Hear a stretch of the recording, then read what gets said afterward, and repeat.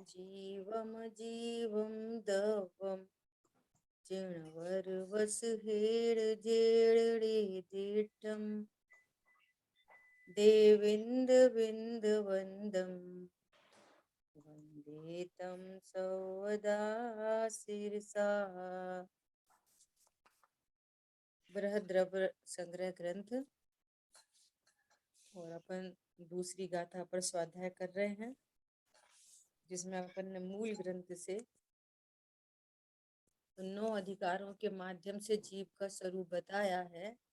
उस संक्षेप में यहाँ पर वो 9 अधिकार क्या क्या हैं, उनकी विषय वस्तु क्या है, ये यहाँ पर चर्चा हुई। और अपन ने पूरे 9 अधिकारों का यहाँ पर गाथा का स्वाध्याय किया। अभी देखो पेज नंबर 19 पर अब आगे क्या विषय आने वाला है। विषय ये आ रहा है कि जिन शासन में किसी भी गाथा टीका का पढ़ने का जो तरीका है, जो वे है, वो कैसा है कि इसमें 5 चीजों को देखा जाता है। ये कौन कौन सी है 5 चीजें? सबसे पहले शब्दार्थ। जैसे ये दूसरे गाथा अपन ने देखी ना, तो एक एक जीवो उपओगमो अमुत्तिकत्ता सदेह परिमाणो, है ना। तो इसको बोलते हैं एक एक शब्द का अर्थ, शब्दार्थ हमारे को पता होना चाहिए। सबसे पहला क्या है? शब्दार्थ।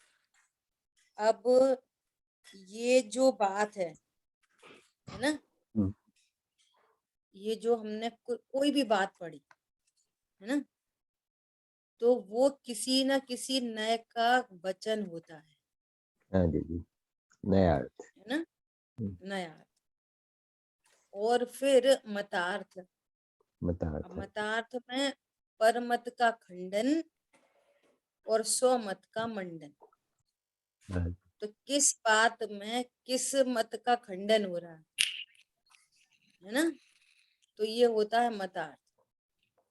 फिर ये आगम वचन है, सो आगमार्थ। और लास्टली हमको भावार्थ तक पहुंचना चाहिए। भावार्थ क्या है? किसी भी गाथा का भावार्थ क्या है कि कारण से त्रिकाली ध्रुव भगवान आत्मा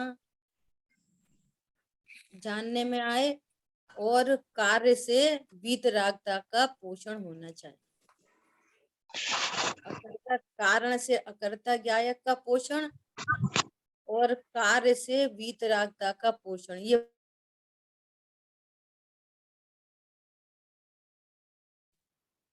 क्या बोला? ये क्या है? ये भावार्थ। हम कोई भी गाथा पढ़ें,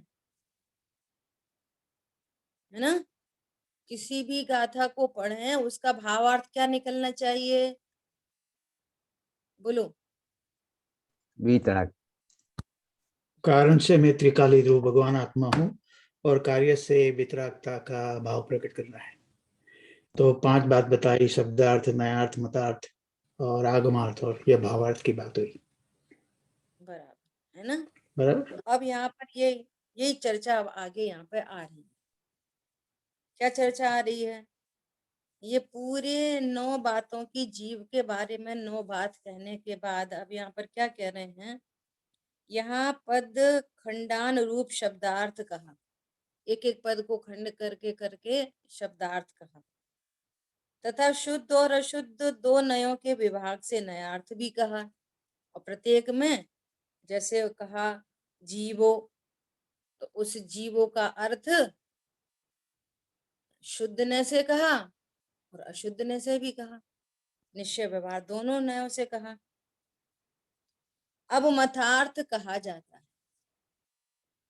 कि ये जो 9 प्रकार से जीव का वर्णन किया, इसमें प्रत्येक प्रत्येक में अन्य भिन्न भिन्न मतों का खंडन होता है ना। कौन कौन से मत हैं वे? चारवाक मत, नैयायिक, मीमांसक, सांख्य इत्यादि इत्यादि, है ना। तो मैं इस पोर्शन को छोड़ना चाहती हूँ, एक ही पैराग्राफ है बस, आप पढ़ना, ठीक है जी। ठीक है। हाँ, क्योंकि इस मैटर पे ये हमारी कमजोरी है कि उधर उपयोग लगाने का कभी भाव ही नहीं जाता कि ठीक है मत का खंडन हुआ, अपने मत का तो अपन मंडन कर ही रहे हैं, हाँ है जी। ना, कि हमारा जी मत कैसा। हाँ, आगे सोशल चैट में डाउनलोड कर दिया है, तो ठीक कौन है। सा page? Page page 20। Page number है 20, 20, ओके, है ना। लेट मी ओके, कैसा वाई हो तो कर सकते हैं, चलिए है तो सही। जैन साहब आप यदि कर सकते हैं तो कर लीजिए। तो मैं देखती हूँ। आपके हाँ आप ट्राई कर, अरुणा बेन कर रही है दीदी। हाँ, मैं आईपैड में कभी नहीं किया ना, तो देखती हूँ कि हो सकता है कि नहीं करते। मैं वो कंप्यूटर में करती हूँ तो जैन साहब को मैं म्यूट। आप ऐसा करिए अरुणा बहन, आज रहने दीजिए, आप तो हाँ जी, सुनने में उपयोग लगाइए, है ना। हाँ जी, हाँ जी, और हाँ जी, आपको होस्ट बना दीजिए, हाँ बस ठीक है। अभी है। वो कर सकेंगे तो करेंगे, है ना, अपन कभी और ट्राई करके फिर करेंगे। चलिए, तो मैं मतार्थ को के पोर्शन को छोड़ के आगे कहती हूँ, 20 नंबर पेज है, आत्मा अनादि से बंधा हुआ है इत्यादि आगमार्थ तो प्रसिद्ध ही है ना। जो यहाँ पे चर्चा आई है पूरी कि आत्मा अमूर्तिक है, आत्मा करता है, ये सब आगम के वचन है, तो ये आगमार्थ हो गया। अब क्या कह रहे हैं देखो, अब बहुत गजब की बात आ रही है, भावार्थ की बात सुनना ध्यान से। शुद्ध नयाश्रित जीव स्वरूप उपादेय है। इस पूरे दीदी प्रकरण में ईश्वरी दीदी, मेरा खुला हो सकता है तो मैं ओपन कर सकता हूँ, तो आप मुझे होस्ट बनाइए। अभी अभी नरेश जी ने किया है आज। आप जी जी आप नेक्स्ट कल टाइम से पर। आप लोग कर लेना। हाँ 2-3 लोगों को, जी जी 2-3 लोग है ना, हम्म, कर लिया करें, तो कभी कोई एब्सेंट है बाई चांस या है तो दूसरा कर ले, है ना। बराबर बराबर, ठीक, कल आप करना। हाँ मंडे को। जरूर जरूर। देखो क्या बोल रहे हैं कि शुद्ध नयाश्रित जीव स्वरूप उपादेय है, मतलब इन 9 अधिकारों से जीव का स्वरूप कहा गया, तो उसमें जो भी शुद्ध नयाश्रित जो कथन था पूरी 9 की 9 बातों का, वो असली जीव स्वरूप है, वही उपादेय है। वैसा ही जानना मानना उपादेय, वैसा ही। और अन्य सभी हे, अगेन हे का अर्थ, अभूतार्थ का अर्थ, एकार्थवाची है। हे मतलब जिसके आशय से रत्नत्रय प्रकट नहीं हो, वो हे है। समझ आई बात। इस प्रकार हे उपादेय रूप से भावार्थ भी जानना चाहिए। ये भावार्थ निकला, हमने जीव का स्वरूप निश्चय से व्यवहार से, निश्चय से व्यवहार से, पूरे जो 9 बातें कही उनको सबको हमने निश्चय व्यवहार से देखा, तो फिर हम किसको माने? तो कहना मानना तो दोनों को, क्या बोला, दोनों को ही जानना, जानना लगाओ, मानना नहीं, दोनों को ही जानना, लेकिन मैं पने से शुद्ध न्याशित जो भी कथन था उसी को मानना, इधर लगाओ मानना, श्रद्धान उसी का करना, मानना अर्थात श्रद्धान उसी का करना जो शुद्ध न्याश्रित है। शुद्ध नयाश्रित जो जीव का स्वरूप कहा इन 9 बातों में, वही उपादेय है, उसी के आश्रय से रत्नत्रय प्रकट हो सकते हैं। उसी के आश्रय से कर्म का बंधन मिट सकता है। निश्चय न्याश्रित मुनिवरो प्राप्ति करें निर्वाण की। बहुत सुंदर। हाँ जी। ऐसा भूतार्थ के आश्रय से, भूतार्थ यज्ञ द्वारा मैं भी प्रभु बनूंगा। यही जीव का वास्तविक स्वरूप है, यही आश्रय करने योग्य है, इसी में मैं पना स्थापित करने योग्य, यही उपादेय है। और बाकी जो कुछ भी व्यवहारने से, पर्यार्थिकने से, उपचार से जो भी कथन किया गया वो बराबर ज्ञान का विषय तो है, लेकिन मैं स्थापित करने लायक नहीं है, इक्वल टू हे है। ये हे का मतलब धरो करो, छोड़ो मत करो, नहीं करो, ये कुछ नहीं।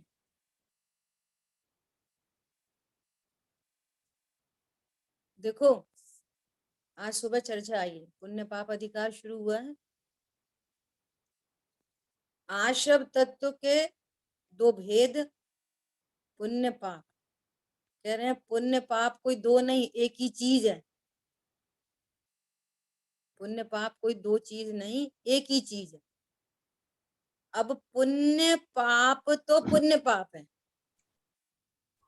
क्या बोला? हाँ जी, दोनों आश्रम। शुभ परिणाम अशुभ परिणाम तो शुभ अशुभ परिणाम है। हाँ जी।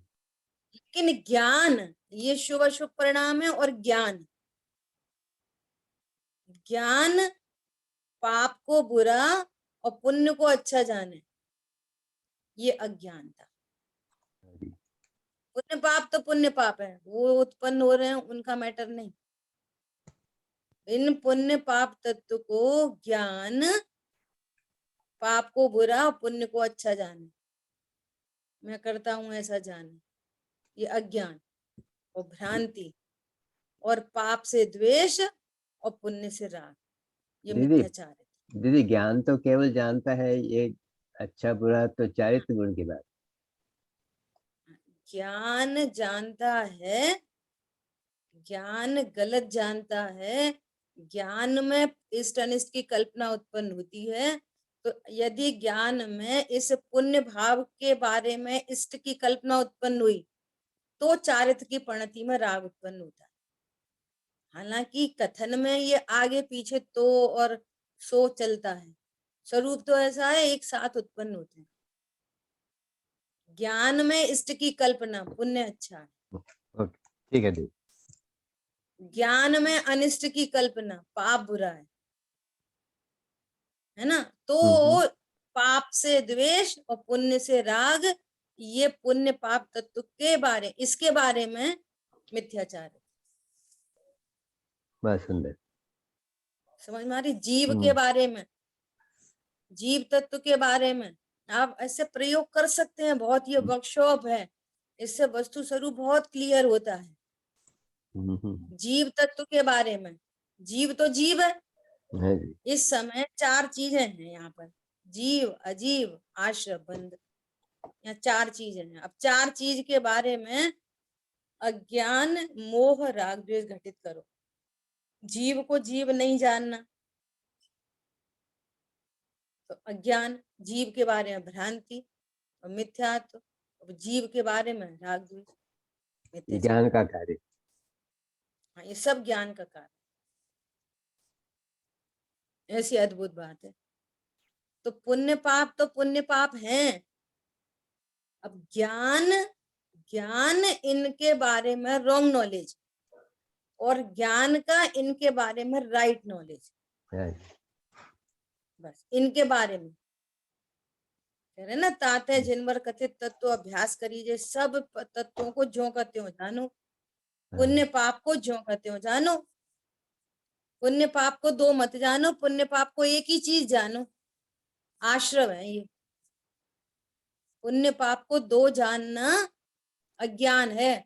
और ऐसा लिखा है कि जो पुण्य पाप को दो जानता है वो घोर अपार संसार में परिभ्रमण करता है। हाँ दीदी, ये पढ़ा है।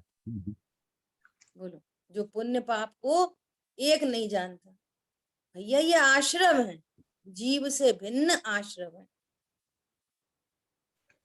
है ना।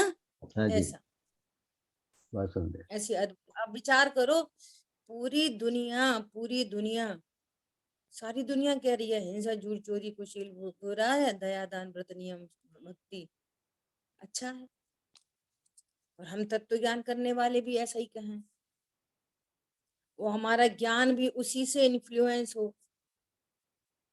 ऐसा नहीं समझे कि ये दोनों एक ही बात है। इसलिए पुण्य पाप तो पुण्य पाप है ही, लेकिन ज्ञान में नया पाप है ये। क्या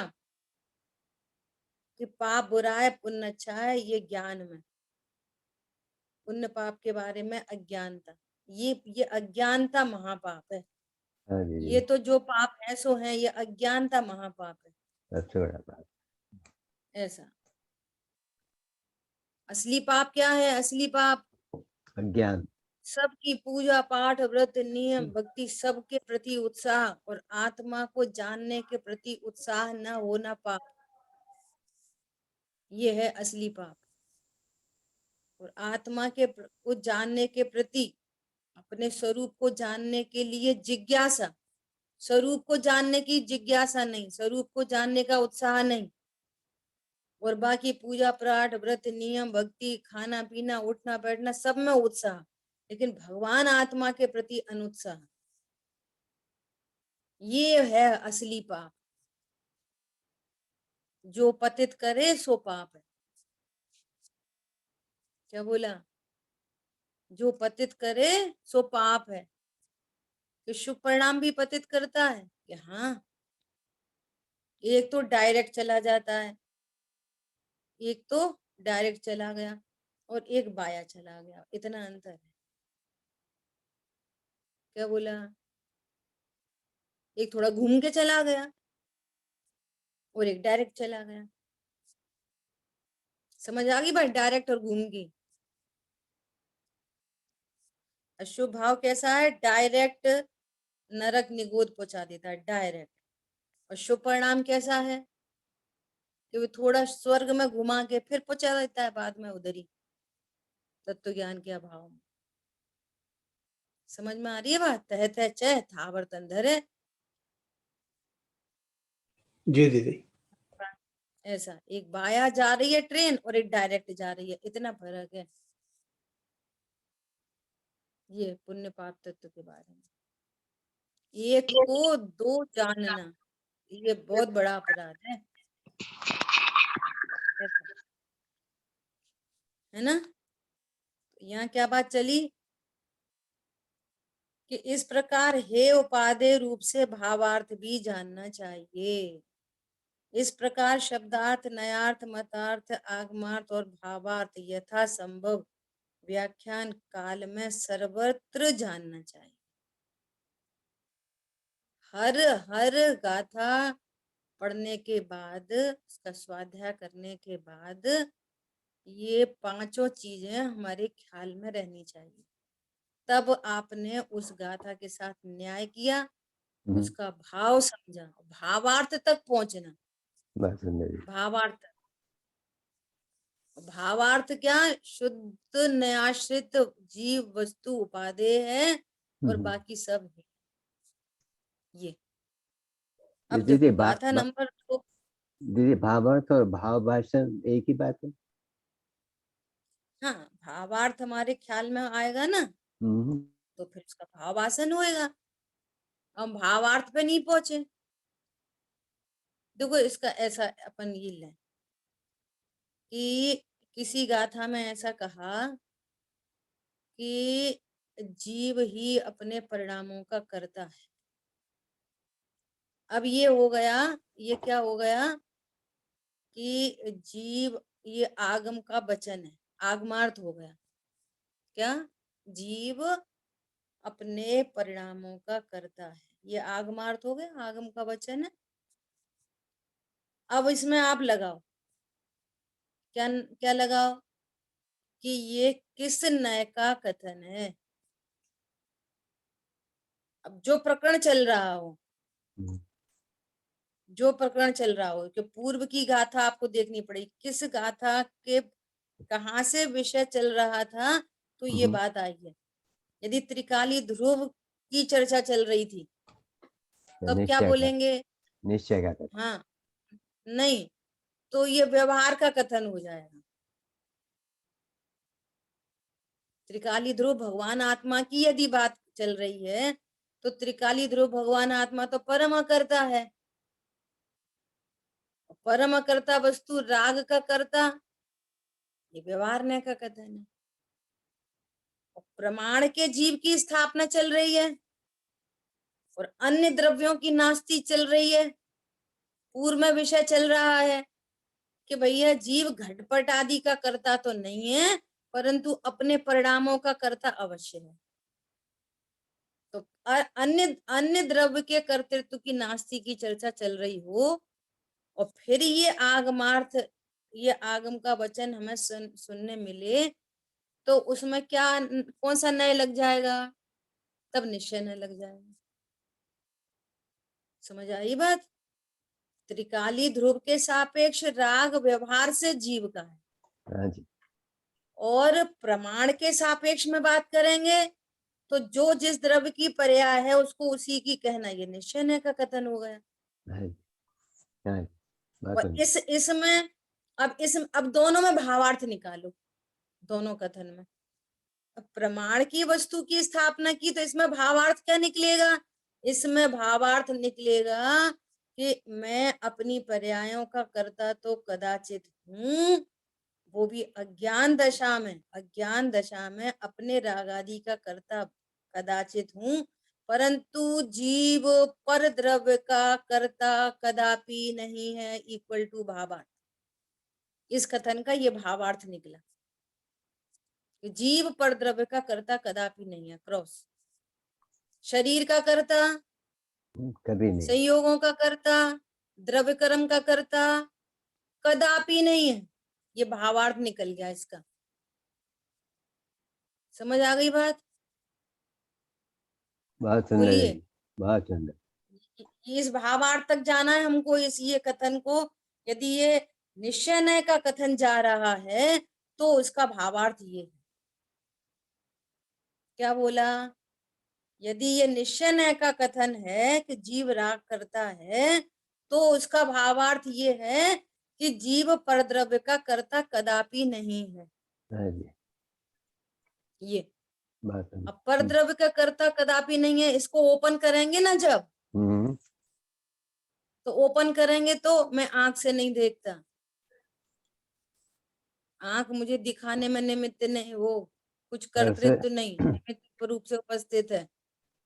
जीव शरीर की क्रिया नहीं करता, शरीर जीव की क्रिया नहीं करता, ये पर सब मुझे लागू सुखी पड़ दुखी जाएगा नहीं, इस बात में। पर मुझे सुखी दुखी नहीं करता, वो भी इसमें आ गया। सब सब ये भावार्थ निकलेगा। जीव कर्म बांधता नहीं है, जीव कर्म को छोड़ता नहीं है। निश्चय ये जीव राग का करता है, इसमें ये भावार्थ निकल रहा है। अन्य सब कर्म शरीर और संयोगों की नास्ती हो गई। ठीक है। और यदि ये कथन व्यवहार ने का है तो अकर्तृत्व की सिद्धि हो गई, त्रिकाली ध्रुव तक ज्ञान पहुंच गया, ये भावार्थ निकला। ओहो, इसका अर्थ है कि मैं परम अकर्ता हूं। देखो, आगम का वचन एक और उस एक वचन में नए दो, और दो नए तो दो भावार्थ। कथन एक, नए दो, भावार्थ दो। समझ में आ गई? बोलिए। बहुत सुंदर। सुंदर जी। वचन जिसको एक, समझ में नहीं आई वो पूछ सकता है। नया अर्थ दो और भावार्थ भी दो। हाँ, यदि वो व्यवहार ने का कथन है, इसका अर्थ है कि त्रिकाली ध्रुव को इंडिकेट किया जा रहा है। हम्म, ये भावार्थ निकला, ओहो मैं परम अकर्ता हूं, मैं अपनी पर्यायों का भी करता नहीं, मैं आशा बंध संवर हेरा मोक्ष किसी का करता नहीं, चित परम अकर्ता ना, बस परिपूर्ण हूँ, शुद्ध हूँ, परिपूर्ण हूँ। ये इसका भावार्थ निकला। और बस ये भावासन हो गया, हाँ जी, अल्पकाल में अनुभूति को प्राप्त करेगा। शुद्ध नयाश्रित जीव स्वरूप उपाधेय है, तो भूतार्थ यज्ञ द्वारा ये भूतार्थ यज्ञ चालू हो गया। यज्ञ में क्या होता है? यज्ञ में होम होता है, होम। तो ऐसे ये भूतार्थ यज्ञ ये असली होम है, यज्ञ है असली, जिसमें कर्म सारे जल जाते हैं, सारे विकारी भाव जल जाते हैं, शुद्धता प्रकट हो जाती है। यह है भूतार्थ यज्ञ। भूतार्थ यज्ञ है ज्ञान में मैं ज्ञायक हूं ऐसा निर्णय अनुभव करना, ये भूतार्थ यज्ञ है। पंडित साहब की उसमें लिखा है ना, भूतार्थ यज्ञ द्वारा मैं भी प्रभु बनूंगा। पूजा पीठिका में इनमें किसी में ये लाइन आई है ना। देखो तो दीदी अब दूसरी भावार्थ और भावभाषण एक नहीं होगा ना? भावभाषण तो भावार्थ के बाद का स्टेप होगा। ऐसे ही तो बोला ना, जब अपने ज्ञान में ये भावार्थ ख्याल में आया तो फिर भावासन हो गए।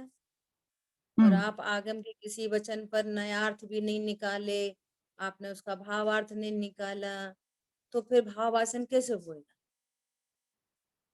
इसीलिए जो अभी अपन ने नयों की क्लास ली ना अपन ने अभी इस ग्रंथ से पूर्व, उसमें हर इसमें भावार्थ ही निकाला था। क्या लास्ट में आई थी ना, प्रयोजन की सिद्धि, प्रयोजन की सिद्धि भावार्थ, हर नय का अपन ने भावार्थ निकाला था। इस नय के वचन से फिर क्या लाभ हुआ हमारे को, इसे हम क्या पर्पस समझें?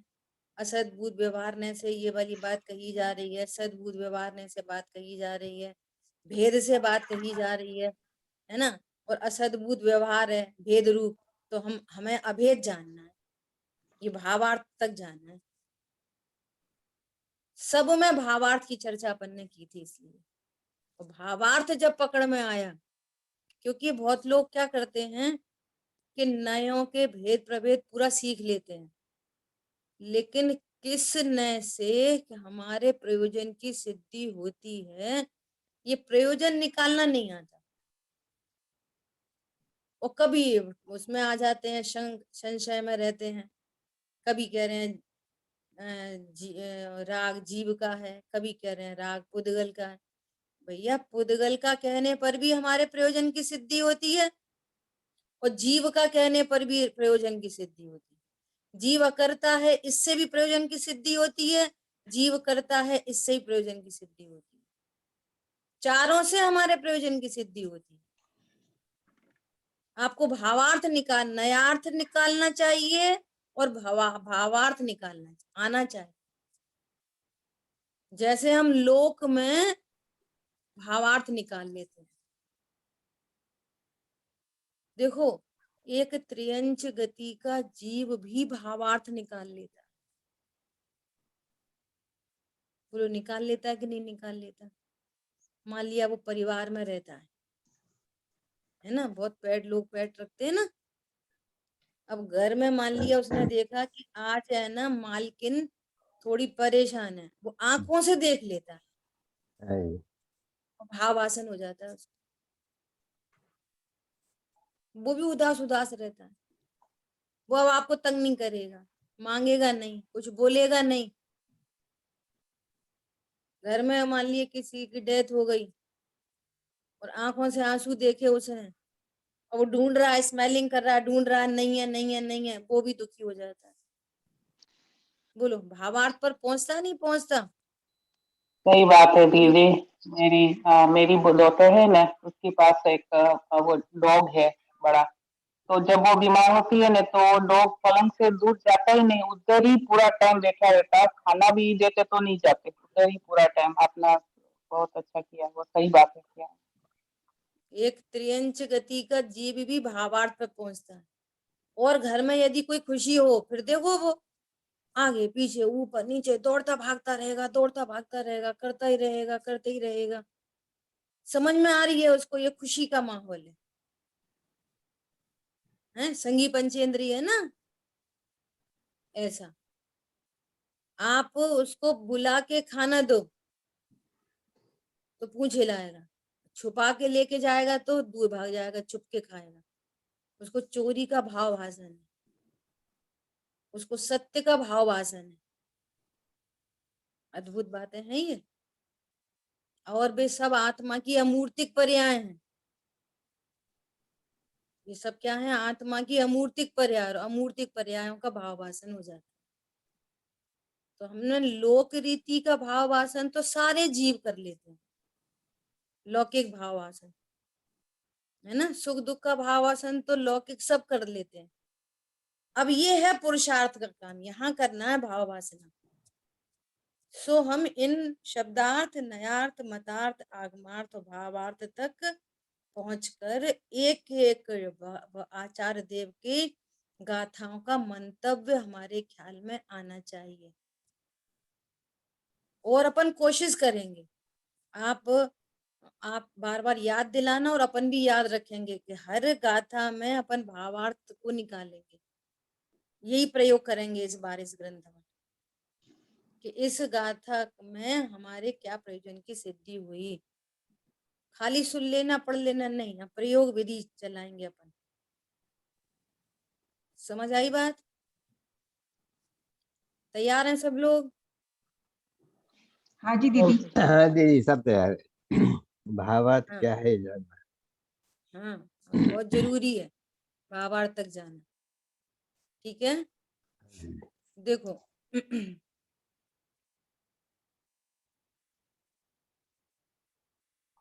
हम लोग है ना दोपहर की और सुबह की क्लास में एक और यही प्रयोग चल रहा है कि अब सभी लोग है ना वीडियो ऑन करके बैठते हैं सामने। पहले वीडियो ऑफ हैबिट नहीं थी ना, तो कोई ऐसा डिस्टरबेंस होता था बात करने में, और अब धीरे धीरे हैबिट होती जा रही है। तो जैसे आपको लगता है ना कि दीदी वीडियो पर हैं तो अच्छा लगता है, हाँ जी। तो ये फीलिंग हमको भी आई कि जब श्रोता सामने है ना तो उसके एक्सप्रेशन दिखते हैं अपने को, उसकी अटेंटिवनेस दिखाई देती है। तो हमको भी बहुत अच्छा लगा। 2-3 दिन से हाँ ये जी। प्रयोग चल रहा है। और क्या प्रयोग चला अभी अभी इस बार क्या प्रयोग चला? सो आप सबसे भी अपेक्षित है, क्या अपेक्षित है?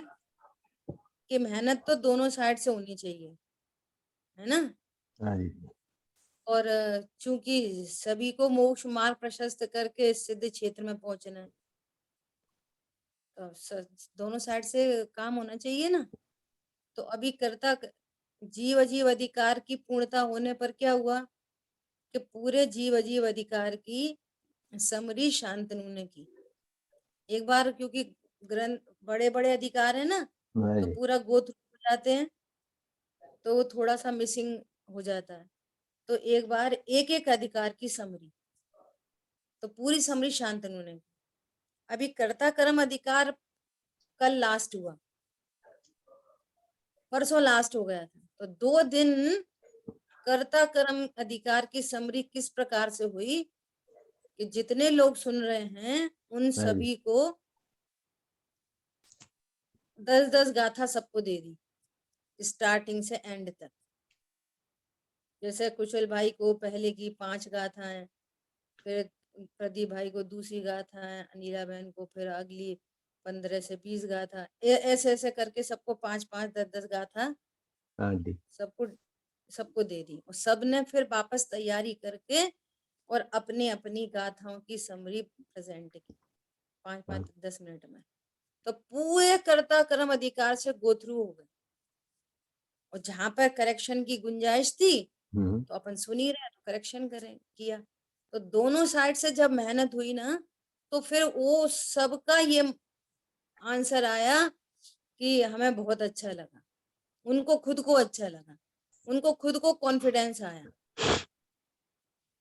अच्छा, समरी करने के लिए बोला हमारे को गया था, हमने यही वाली बात बोली कि इस बार यदि हम फिर से समरी कर देंगे ना, तो फिर भी बहुत ज्यादा ग्रहण नहीं होगा, और आप तुम 4-4, 5-5 गाथाओं की तैयारी करोगे तो विषय आपको मजबूत होगा। ठीक और बात है। दूसरे की समरी सुन रहे हैं तो फिर अपने को रिकॉलिंग चली रही है ना। हाँ जी। तो ये बहुत अच्छा प्रयोग लगा। तो अपन लोग भी ऐसा ही तैयारी करेंगे। ठीक है जी। बीच बीच में 1-1 महीने बाद जितनी गाथा हो गई पहले अधिकार की, दूसरे अधिकार की, ऐसा कुछ चलाएंगे तो लोग जहां जहां जैसी जैसा है वैसा उस गाथा संबंधी नोट्स बनाएं हाँ तो जी। अपन को बहुत आसानी रहेगी। ठीक है, आप शांतनु जी की समरी को शेयर करना दीदी, अगर उन्होंने रिकॉर्ड की हो तो उसका वो सैंपल बन जाएगा सबके लिए कि कैसे करना, ठीक है। उदाहरण के जीवा लिए। जी अधिकार की समरी को तो बहुत टाइम हो गया, पीछे से ढूंढनी पड़ेगी। ठीक है, देखेंगे। हाँ। ठीक है, चलिए अब गुरुदेव श्री के प्रवचन से अपन चर्चा देखते हैं। देखो अभी कह रहे हैं, अब दूसरी गाथा में जीव द्रव्य का वर्णन शुरू करते हैं। महावीर भगवान की दिव्य ध्वनि के साथ सीधा संबंध रखने वाले षट खंडागम की रचना संतों ने की है। उसको जो स्वयं के मति ज्ञान रूपी चक्र में सिद्ध करता है उसको सिद्धांत चक्रवर्ती कहा जाता है। श्री नेमी चंद्र आचार्य सिद्धांत चक्रवर्ती थे। अब वो कंफ्यूजन है, सो ठीक है, सिद्धांती देव लगा लो अपन। छठवें सातवें गुणस्थान में झूलते संत थे। वे शास्त्र में जीव द्रव्य का वर्णन करते हैं, उसमें जीव संबंधी जीव अधिकार का कथन करते हैं। जीव उपयोग में अमूर्त कर्ता स्वदेह परिमाण भोक्ता संसार स्थित सिद्ध ऊर्ध्वगमन स्वभावी। इस प्रकार जीव के 9 अधिकार हैं। इसका वर्णन वे इसका विस्तार वे से वर्णन पृथक पृथक आएगा। एक एक गाथा में अलग अलग एक एक वर्णन आएगा। अभी देखो, ज्ञायक मूर्ति शुद्ध चिदानंद अभेद आत्मा है, उसके उपयोग के 12 भेद हैं। गुरुदेव श्री देखो, अब यहाँ पर वही जो अभी अपन ने चर्चा कर ली ना, उसी तरह की चर्चा मिलेगी अभी आपको। देखो प्रमाण की सिद्धि कर रहे हैं। देखो कैसे, वे 12 पर्याय जीव की हैं, अर्थात उपयोग के जितने भेद हैं वे सब जीव की पर्याय के कारण है। अब जीव की पर्याय के कारण वे पर्याय 12 के 12 उपयोग के भेद है ना। 12 उपयोग के भेद कौन कौन से, कोई बता सकता है? बोलो, उपयोग के 12 भेद, ट्राई करो। ज्ञान और दर्शन के दीदी, ज्ञान के 5 जो अपनी 5 पर्याय हम बोलते हैं ना, वो 5 वाली। फिर दर्शन की चक्षु दर्शन और चक्षु दर्शन लेंगे तो वहाँ उसके अवधि दर्शन, अवधि दर्शन, केवल दर्शन। ठीक है, बिल्कुल सही जगह पहुंचे, लेकिन पूरे 12 गिनाने हैं। दीदी ज्ञान बिना के गए 8 हैं। ज्ञान के 8 हो गए थे, ज्ञान पूछा के वो 5 3 वाले। 5 हाँ ज्ञान 5 3 अज्ञान। और दर्शन के 3 बराबर, 3 और वाले जो मिथ्या वाले। ठीक है, हो गई बात। 5 सम्यक ज्ञान और 3 कुज्ञान, ऐसे 8 ज्ञान की पर्याय। मति श्रुत अवधि मन पर्याय केवल ज्ञान, ये सम्यक ज्ञान। और कुमति कुश्रुत कुअवधि ये अज्ञान है ना। ऐसे 8 ज्ञान की पर्याय और 4 दर्शन गुण की पर्याय। चक्षु दर्शन, अचक्षु दर्शन, अवधि दर्शन और केवल दर्शन। 4 और 8 ऐसे 12। क्या बोल रहे हैं? ये 12 की 12 पर्याय जीव की हैं, जीव के कारण। अब देखो, अस्ति और नास्ति जीव के कारण है, जीव की पर्याय है, जीव के कारण है। ये प्रमाण की स्थापना होती है इसमें। जीव की पर्याय है, जीव के कारण है ना। अन्य के पर के कारण वह पर्याय नहीं। कितना बड़ा काम हो गया। हम कह रहे हैं कि हमको मोबाइल दिख रहा है इसलिए हमको ज्ञान हो रहा है। यहाँ पर कह रहे हैं जीव की पर्याय। अब ये पर्याय में पूरी पिक्चर बनी हुई है। अब इसको कहते हैं मति ज्ञान, श्रुत ज्ञान। अब ये मति श्रुत ज्ञान अपने ज्ञेयाकार को लेकर अपने समय में ज्ञान गुण से उत्पन्न होने वाली पर्याय है। बोलो, ऐसा स्वरूप जानकर पर के कारण नहीं है, पर से नहीं है। इसका अर्थ है कि अभी के अभी मुझे मोबाइल से ज्ञान नहीं हो रहा, मुझे ज्ञान से ज्ञान हो रहा है, इसका ये भावार्थ निकल गया। इस सेंटेंस का भावार्थ हो गया ये, क्या अन्य के कारण पर के कारण नहीं, और मुझे मोबाइल से ज्ञान हो रहा है, जिनवाणी में देखने से ज्ञान हो रहा है, ये मिथ्यात्व है। अब इसमें कोई ना कोई मत खड़ा हो जाएगा, है ना। द्रव्य दृष्टि के विषय में तो पर्याय को अभूतार्थ कहा। देखो प्रमाण की स्थापना हो गई, अब निश्चय की बात भी करेंगे। क्या करेंगे? द्रव्य दृष्टि के विषय में तो पर्याय को अभूतार्थ कहा है, किंतु यहाँ तो ज्ञान का विषय है, अर्थात पर्याय भी स्वयं के कारण से है, यह पहचान कराना है। क्या बोला? दोनों बातें ख्याल में आ रही हैं?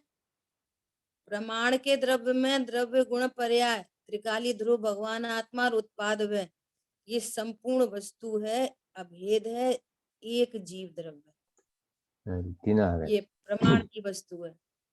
अब प्रमाण की वस्तु में चूंकि पर्याय उत्पाद व रूप है, उत्पन्न होती है, नाश होती है ना, तो ये ज्ञान का विषय तो है, लेकिन ये श्रद्धा का विषय नहीं बन पाता। श्रद्धा को तो चाहिए एक एक रहने वाली वस्तु, अचल वस्तु, अभेद वस्तु, जो चलायमान नहीं हो। तो वो चलायमान कौन नहीं होता कि त्रिकाली ध्रुव सदा एक रूप रहता है, नहीं घटता नहीं बढ़ता, ध्रुव जीवन हमारा है। तो दृष्टि का विषय, शुद्ध न का विषय कौन है कि त्रिकाली ध्रुव भगवान आत्मा। तो उस त्रिकाली ध्रुव भगवान आत्मा में पर्याय गौड़ है, पर्याय अभूतार्थ है। त्रिकाली ध्रुव में पर्याय है ही नहीं, ध्रुव में नहीं है, पर्याय में तो पर्याय है। प्रमाण की वस्तु में पर्याय है, पर्याय के स्थान पर पर्याय है, पर त्रिकाली ध्रुव में पर्याय नहीं। तो प्रमाण की एंगल से क्या बोलेंगे? पर्याय जीव की है, और द्रव्य दृष्टि के विषय भूत भगवान आत्मा को देखने पर क्या करेंगे? क्या कहेंगे? त्रिकाली ध्रुव, जीव में पर्याय नहीं है। और एक वचन क्या है? पर्याय जीव की है, जीव के कारण है, पर से नहीं होती। और दूसरा वचन क्या है कि पर्याय जीव में है ही नहीं है, पर्याय पर्याय में होगी, जीव में नहीं है। किन से जीव में नहीं है? कि एक जीव त्रिकाली ध्रुव वाला जीव है और एक जीव द्रव्य है, प्रमाण का जीव। अब ये अंडरस्टूड वाली बात है, समझ में आ गई बात? अभी बोलेंगे जीव राग करता है, जीव ही का राग करता है, तो ज्ञान पर्याय को भी जीव कहते हैं। 3 जगह पे जीव इस्तेमाल होता है, प्रमाण के द्रव्य के लिए, त्रिकाली ध्रुव भगवान आत्मा के लिए, और ज्ञान की पर्याय के लिए भी जीव शब्द यूज होता है ना। जीव अपने को जाने तो, जीव जाने तो, जीव जाने तो, जीव जाने तो मतलब कौन? पर्याय, जानने वाली पर्याय। देखो आगे क्या कह रहे हैं, यहाँ तो ज्ञान का विषय है, अर्थात पर्याय भी स्वयं के कारण से है, यह पहचान कराना है। अब देखो, भाव कर्म का कर्ता निश्चय से जीव है, ऐसा इसमें कहेंगे। जब पूरे प्रमाण की स्थापना करनी है, ज्ञान का विषय है, तब सबका ज्ञान कराने के लिए क्या बोलेंगे कि भैया भाव कर्म का कर्ता निश्चय से जीव है, अज्ञान मोह राग द्वेष निश्चय से जीव में हो रहे हैं। तो किस जीव में? कि प्रमाण के जीव में। समझ आई बात? तब उसको पता चलेगा, ओहो इस विश्व में अज्ञान मोह राग द्वेष दुख रूप है, इतन इसका ये भावार्थ निकल जाए इस बात से। इस विश्व में दुखमयी कोई चीज है तो अज्ञान मोह राग द्वेष है, और ये जीव की पर्याय में है, अर्थात मेरी पर्याय में। ओह मुझे पर में कुछ नहीं करना, मुझे इन पर्यायों का अभाव करना है। अब प्रभु बताओ इन पर्यायों का अभाव कैसे हो? ये प्रयोजन की सिद्धि हो जाएगी। भाव कर्म को निश्चय से जीव का कहना, ऐसा यहाँ कहेंगे ज्ञान कराने के लिए कि आप समझो तुम्हारी पर्याय में क्या क्या है। कुछ ऐसे भी जीव हैं जिनकी पर्याय में सम्यक दर्शन ज्ञान चारित्र वे सुखी रहते हैं, और कुछ ऐसे भी जीव हैं जिनको अनंत दर्शन अनंत ज्ञान अनंत सुख, ऐसे भी जीव हैं, वो भी उनकी पर्याय हैं। तो देखो तुम वो ऐसी पर्याय प्रकट कर सकते हो।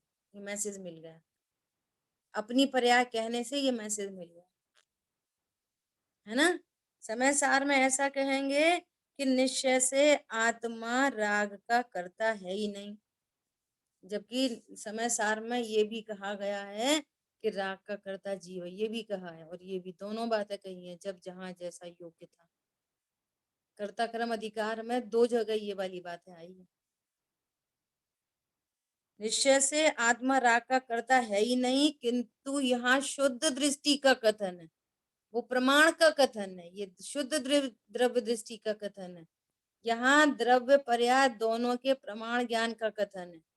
जीव स्वयं की पर्याय रूप भाव कर्म का कर्ता निश्चय से है और जड़ कर्म का कर्ता व्यवहार से है, ऐसा यहाँ कहेंगे। ठीक है, समय अपना हो गया है, शेष चर्चा अपन आगे करेंगे।